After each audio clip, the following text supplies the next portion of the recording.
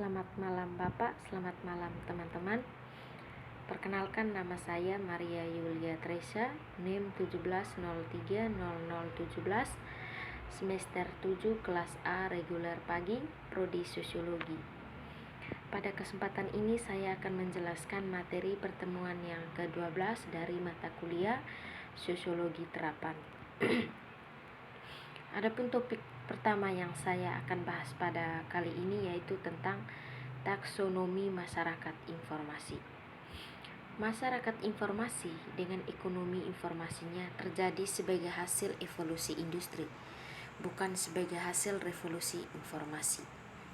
Meskipun merupakan masyarakat kapitalistik yang sama dengan nilai-nilai yang sama, fokus pada informasi meningkatkan kognisi manusia dan mengubah masa depan umat manusia dan lingkungannya, terutama infrastrukturnya, dan mungkin membawa perubahan dalam nilai-nilai kemasyarakatan. Masyarakat informasi mensyaratkan bahwa proses kognisi manusia tidak lagi terbatas pada reduksionisme, mekanisme, dan analisis. Proses dalam masyarakat baru ini bisa lebih terbuka, lebih ekspansif dalam menghasilkan ide dan solusi yang disalurkan oleh fokus atau tujuan dan sintesis sistem thinking yang lebih baik. Perkembangan media yang kuat dalam masyarakat informasi, khususnya TIK yang interaktif, memfasilitasi komunikasi pesan seseorang.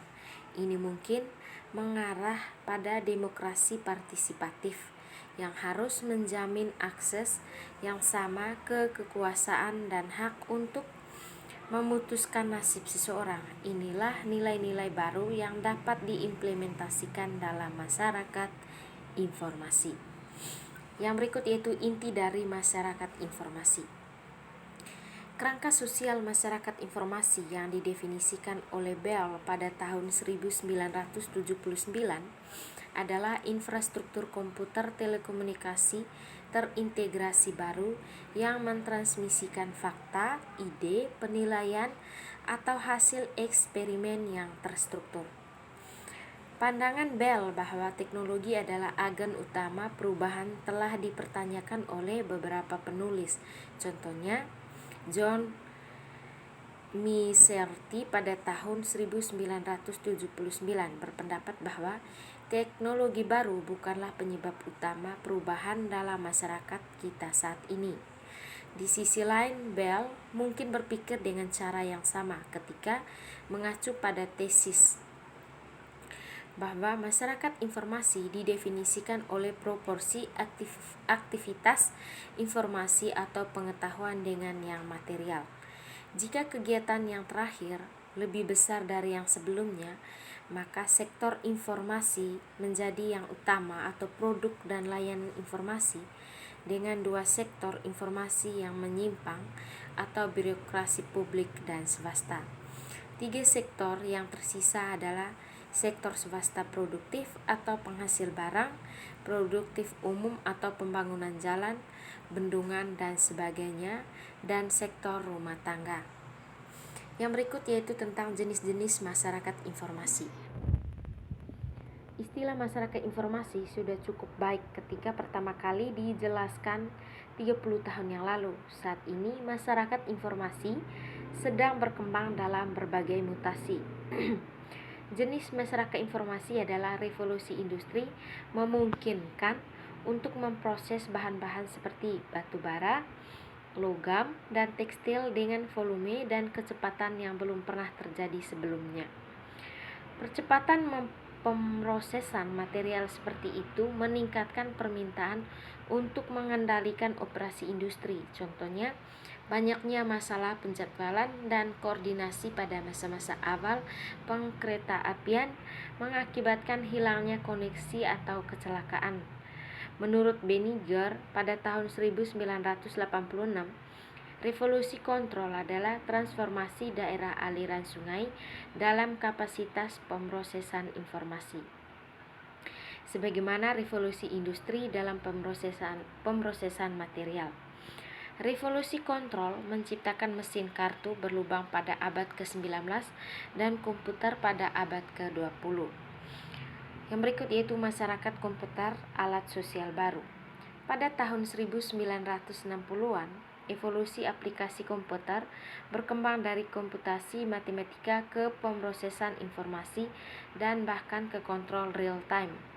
Komputer semakin mengkatalisasi pertumbuhan informasi ilmiah dan kendala manusia melalui pengembangan sistem perbantuan komputer.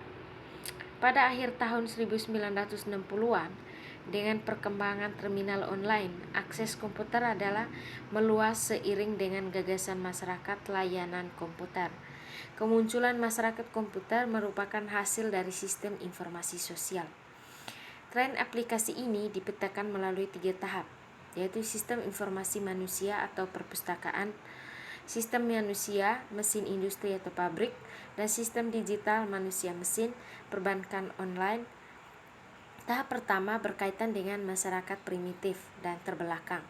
Tahap kedua setelah munculnya mesin yang dioperasikan melalui kekuatan yang dikendalikan, menonjol melalui revolusi industri pertama, dan yang ketiga untuk komputerisasi progresif masyarakat industri maju sejak Perang Dunia Kedua. Yang berikut yaitu tentang masyarakat informatif, cara memproses informasi. Susunan fitur masyarakat berkas data, masyarakat industri, dan masyarakat komputer menciptakan masyarakat informatif. Masyarakat informatif mengubah cara bisnis, pemerintah, dan warga negara bekerja. Ini membantu organisasi menjadi lebih ramping, lebih pintar, dan lebih dekat dengan pelanggan. Mereka yang memanfaatkan peluang yang melekat dalam revolusi ini menangkap keunggulan kompetitif yang penting.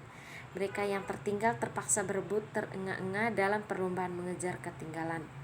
Masyarakat informatif adalah hasil penggabungan data dan masyarakat komputer berdasarkan perangkat lunak canggih seperti pemrosesan analitik online.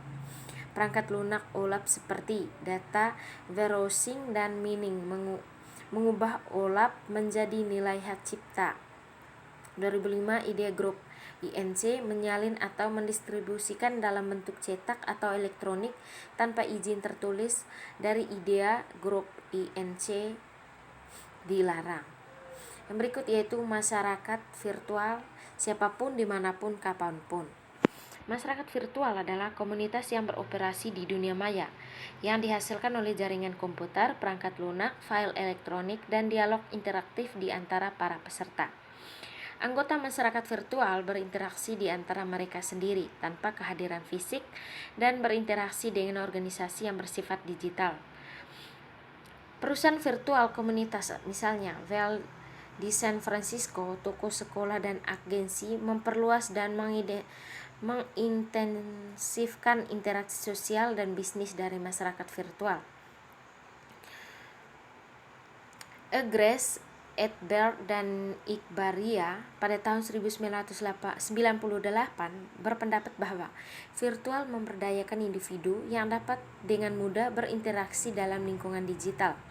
Individu dapat hadir secara elektronik di lebih banyak tempat digital daripada yang dapat dikelola untuk berada dalam kisaran lokalitas fisik yang sama. Anggota masyarakat virtual dikomunikasikan dan diinformasikan dengan lebih baik.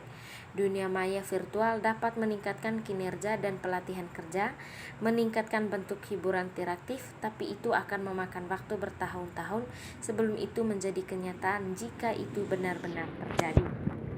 Yang berikut yaitu masyarakat yang dikomunikasikan, keakraban peristiwa dan fakta.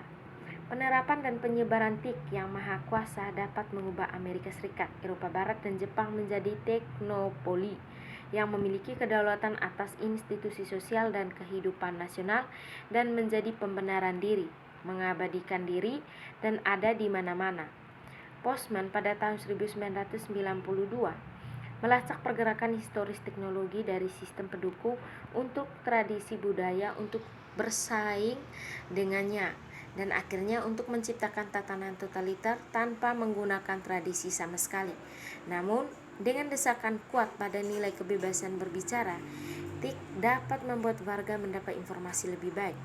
Tentunya untuk mewujudkannya, masyarakat yang dikomunikasikan harus melalui tahapan media massa, jaringan, dan masyarakat virtual.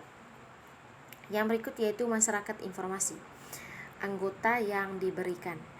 Masyarakat yang terinformasi terbentuk ketika masyarakat informatif dan yang dikomunikasikan mencapai status entitas dewasa. Anggota masyarakat yang terinformasi dicirikan oleh tingkat kesadaran dan pemahaman yang baik tentang apa yang terjadi dalam masyarakat dan ekonomi. Anggota masyarakat semacam itu dapat membuat keputusan bijak berdasarkan data mining serta sistem dan layanan jaringan dan perusahaan. Masyarakat ini adalah masyarakat yang terkomputerisasi pada tingkat kecanggihan dan kemahiran sosial. Yang terakhir yaitu tentang masyarakat pembelajaran, anggota berkembang. Perkembangan masyarakat pengetahuan membutuhkan penemuan, asimilasi, dan organisasi pengetahuan yang konstan. Proses-proses ini merupakan kegiatan belajar yang pada awal abad ke-21 membutuhkan keterampilan berenang di lautan informasi dengan bersemi menggunakan sumber-sumber yang kaya informasi dan menggunakan lingkungan belajar yang mendukung untuk mengatur kecepatan dan menyusun sendiri program pembelajaran pengguna sendiri. Masyarakat pembelajar mendapatkan masukan utamanya dari pendidikan tinggi dan memberikan keluarannya kepada pemberi kerja. Masyarakat pembelajar diciptakan tidak hanya oleh lembaga pendidikan tinggi, namun juga oleh organisasi pembelajar dalam unit bisnis, industri, pemerintah, dan non-profit. Organisasi pembelajar mengatasi ketidakmampuan belajar untuk memahami ancaman dengan jelas dan mengenali peluang baru. Organisasi pembelajar tidak hanya menjadi sumber baru keunggulan kompetitif, namun juga menawarkan pendekatan yang sangat memberdayakan untuk bekerja, yang menjanjikan bahwa seperti yang dikatakan oleh Archimedes dengan pengungkit yang cukup lama, saya bisa bergerak sendirian di dunia ini. Ini menurut Senge pada tahun 1990. Paradigma masyarakat pembelajar adalah pemahaman dan tujuannya adalah untuk memperkuat perencanaan dan perilaku manusia dalam lingkungan yang kompleks seperti ekonomi global modern yang dikendalikan oleh tatanan dunia baru dan seringkali tidak jelas bagi banyak orang. Oke, itu saja materi yang saya sampaikan pada malam hari ini. Minta maaf apabila kata-katanya kurang dijelaskan. Terima kasih dan selamat sore.